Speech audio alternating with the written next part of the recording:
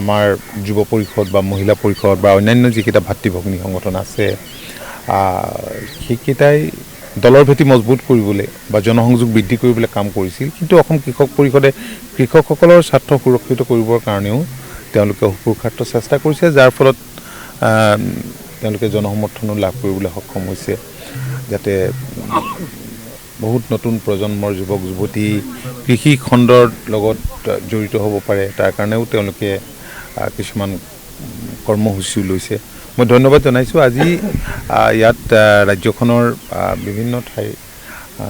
প্ৰগতিশীল কৃষকসকলক ইয়ালৈ মতা বুলি কৃষক পৰিষদৰ সভাপতিয়ে জনাইছে আৰু আপোনালোকে জানে যে আমি ৰাজ্যখনৰ বিভিন্ন ঠাইত সংকল্প সমাৰোহ অনুষ্ঠিত কৰিবলৈ সিদ্ধান্ত লৈ সেইমতে আমি আগবাঢ়িছোঁ আৰু অহা 27 ডিচেম্বৰৰ পৰা 11 তাৰিখলৈকে প্ৰতিটো বুথত বুথ সন্মিলন অনুষ্ঠিত কৰাৰ কাৰণেও দলে ইতিমধ্যে সিদ্ধান্ত গ্ৰহণ কৰিছে গতিকে তাৰ মাজতে আমাৰ ভাতৃ ভগ্নী সংগঠন কেইটাইও কাম কৰি আছে তো আজি তেওঁলোকে মাতিলে আহিলোঁ তো ভাল লাগিলে মই অনুষ্ঠানৰ সকলো সমষ্টিতে হ'ব এইটো কোনটো বুথ সন্মিলনটো সকলো সমষ্টিতে হ'ব প্ৰায় 124টা মানে চাওক মই এটা কথা আগতেও কৈছিলোঁ যে আমাৰ দলৰ য'ত শিপা আছে দলৰ য'ত শিপা আছে এই শিপা অলপ মজবুত কৰিবৰ কাৰণে সাৰ পানী দিবলৈ আমি ব্যৱস্থা গ্ৰহণ কৰিছোঁ ঠিক সেইমতে প্ৰায়বিলাক জেগাতে হ'ব সেইদিনা চাবুৱা লাহোৱাল যিটো নৱগঠিত সমষ্টি সেই সমষ্টিটোত আপুনি আৰু কাৰ্যকৰী সভাপতি কেশৱ মহন্তও গৈছিলে তাত আপোনালোকে সংগঠন মজবুত কৰি আছে কালি মুখ্যমন্ত্ৰীয়ে কৈছে যে সেইটোত যিহেতু বিজেপিৰ বিধায়ক আছে গতিকে বিজেপিৰ তাত প্ৰাৰ্থী বা বিনোদ হাজৰিকাৰ প্ৰাৰ্থী 120% হ'ব বুলি মই নাজানো মই শুনা নাই আপুনি কি শুনিছে মই বেলেগকেই শুনিছোঁ যে কি নহওক মই প্ৰতিটো দলে নিজৰ নিজৰ সংগঠন নিজৰ নিজৰ সাংগঠনিক ভেটি মজবুত কৰিবৰ কাৰণে যত্ন কৰিব আৰু মই কৈছোঁ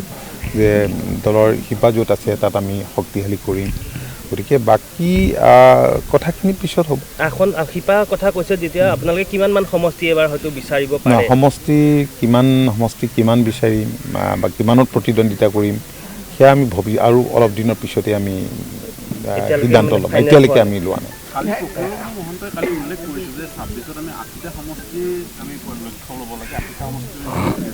হয় তেখেত দলৰ প্ৰতিষ্ঠাপক সভাপতি গতিকে তেখেতৰ দৃষ্টিভংগীটো তেখেতে প্ৰকাশ কৰিছে সেইটো ঠিকে আছে কাৰ্বি আংলঙত বহুত বেয়া পৰিস্থিতি বৰ্তমান CMৰ ঘৰ জ্বলাই দিছে 2-3জনকৈ মানুহৰ মৃত্যু হৈছে আৰু বহু ইতিমধ্যে সা সম্পত্তি নষ্ট হৈছে কি ক'ব নাই এইটো যিটো ঘটনা সংঘটিত হৈ গ'ল এইটো অত্যন্ত দুৰ্ভাগ্যজনক কাৰণ আপোনালোকে জানেই যে অসম আন্দোলন হৈছিল দীঘলীয়া অসম আন্দোলনতো আন্দোলনটোৱে এনেকুৱা ৰূপ লোৱা নাছিল গতিকে এনেকুৱা ধৰণৰ আচৰণ এনেকুৱা ধৰণৰ কাম কেতিয়াও সমৰ্থনযোগ্য নহয় আমি গৰিহণা দিছোঁ আৰু অন্যহাতে যিবিলাক ইছ্যু সন্মুখলৈ আহে যিবিলাক সমস্যা থাকে এই সমস্যাবোৰ আলাপ আলোচনাৰ মাজেৰে সমাধান কৰিব লাগিব এতিয়া দেখা যায় যে কাৰ্বি আংলঙতে কাৰ্বি গো উপত্যকা স্থাপিত হৈছে মানে কাৰ্বিকে খেদিব পাৰি এইবিলাক আলাপ আলোচনাৰ মাজেৰে ঠিক কৰিব লাগিব আমাৰ ৰাজ্যখনত বিভিন্ন জাতি জনগোষ্ঠীৰ লোক আছে ভাষা ভাষীৰ লোক আছে আজি কাৰ্বি আংলঙত অনা কাৰ্বি লোক আছে ঠিক বিটিড এৰিয়াত অনা বড়ো লোক আছে ঠিক তেনেকৈ ডিমা হাছাওত অনা ডিমা হাছাও লোক আছে গতিকে ৰাজ্যখনত বিভিন্ন ভাষা ভাষী ধৰ্মাৱলম্বী জাতি জনগোষ্ঠীৰ লোকে বসবাস কৰে আৰু আমাৰ ৰাজ্যখন এনেকুৱা এখন ৰাজ্য য'ত সকলোৱে সহবাস কৰে আৰু সকলোৰে মাজত সমন্বয় আছে মাজে মাজে এনেকুৱা দুই এটা ঘটনা নোহোৱা নহয় অতীততো হৈছে গতিকে মই ভাবোঁ যে এই বিষয়টো নিশ্চয় মীমাংসা হ'ব আৰু ইতিমধ্যে গৃহ দপ্তৰৰ দায়িত্বত থকা মাননীয় মুখ্যমন্ত্ৰী এই সম্পৰ্কত মন্তব্য দিছে আৰু তেখেতে য'ত পূৰ্ণাস্থি পৰিস্থিতি নিয়ন্ত্ৰণলৈ আনিবলৈ চেষ্টা অব্যাহত ৰাখিছে আৰু নিশ্চয় নিয়ন্ত্ৰণত আহিব বিভাগৰ এটা প্ৰশ্ন সুধিছোঁ এইবাৰ সাৰ আৰু বীজ যোগানত কিছু অনিয়ম হোৱাৰ অভিযোগ হৈছে নিম্নমানৰ সামগ্ৰী পোৱা বুলি নাই এনেকুৱা ধৰণৰ অভিযোগটো মই কৃষি বিভাগত নাথাকোঁতেও আহিছিল বা মই থকাৰ পিছতো মাজে মাজে পিছতো বাৰে বাৰে এনেকুৱা অভিযোগ আহে আৰু অভিযোগ পোৱাৰ লগে লগেই আমি তদন্ত কৰোঁ কিন্তু তদন্তত কি হয় মই দেখা পাওঁ যে ৰাজ্যখনৰ বিভিন্ন এতিয়া বীজ ভাণ্ডাৰ গঢ় লৈ উঠিছে বা সাৰৰ ফাৰ্টিলাইজাৰ পেষ্টিচাইডৰ দোকানবিলাক আছে গতিকে তেওঁলোকে কিছুমান নিম্নমানৰ এনেধৰণৰ বীজ যোগান ধৰে আৰু বদনাম হয় আমাৰ কৃষি বিভাগৰ বীজ বুলি কোৱা হয় তেনেধৰণে বদনাম হয় যেতিয়া এনকুৱাৰী কৰিবলৈ দিওঁ বেছিভাগতে এইবিলাক ধৰা পৰে আৰু সেইকাৰণে আমি ইনস্পেকশ্যনটো অলপ ঠিকমতে ৰেগুলাৰলি কৰিবলৈ কৈছোঁ যাতে কঠোৰ হয় আমি এনেকুৱা কিবা যদি আমি প্ৰমাণ পাওঁ তেনেধৰণে আমি বহুত দোকান আমি বন্ধ কৰিছোঁ তাৰ নজিৰো আছে আৰু কিবা যদি তেনেকুৱা কোনোবাই গোলমাল কৰিছে তেনেহ'লে সেইসকলৰ বিৰুদ্ধে আমি শাস্তিমূলক ব্যৱস্থাও আমি গ্ৰহণ কৰিছোঁ আৰু এই ক্ষেত্ৰত আমি চকু ৰাখিম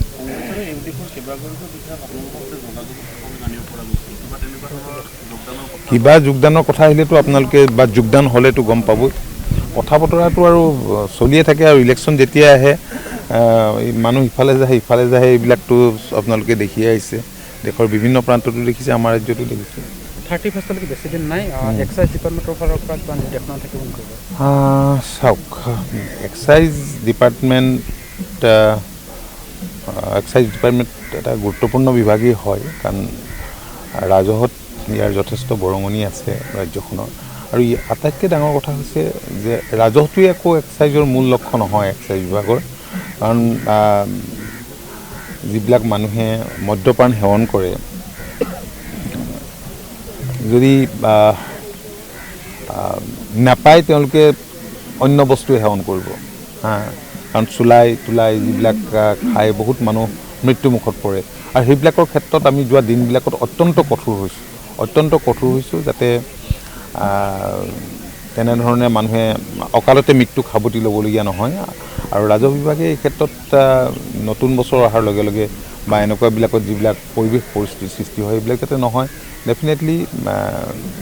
সেই কথাখিনি এনেকুৱা কামবিলাক কৰিবলৈ হ'লে স্বাভাৱিকতে গৃহ বিভাগৰ লগত সহযোগিতাৰে কামবিলাক কৰে সাৰ্বঙ্গিক উন্নয়নৰ কাৰণে অসমৰ কৃষকৰ সুৰক্ষিত ভৱিষ্যত নিশ্চিত কৰাৰ কাৰণে আজি গুৱাহাটীৰ শিল্পগ্ৰামত বিভিন্ন জিলাৰ দায়বদ্ধ কৃষকৰ উপস্থিতিত আমি সংকল্প গ্ৰহণ কৰিলোঁ 2026 চনত আমি যাতে মিত্ৰজোঁটে যাতে আমি চৰকাৰ গঠন কৰিব পাৰোঁ পুনৰবাৰ মিত্ৰজোঁটে চৰকাৰ গঠন কৰি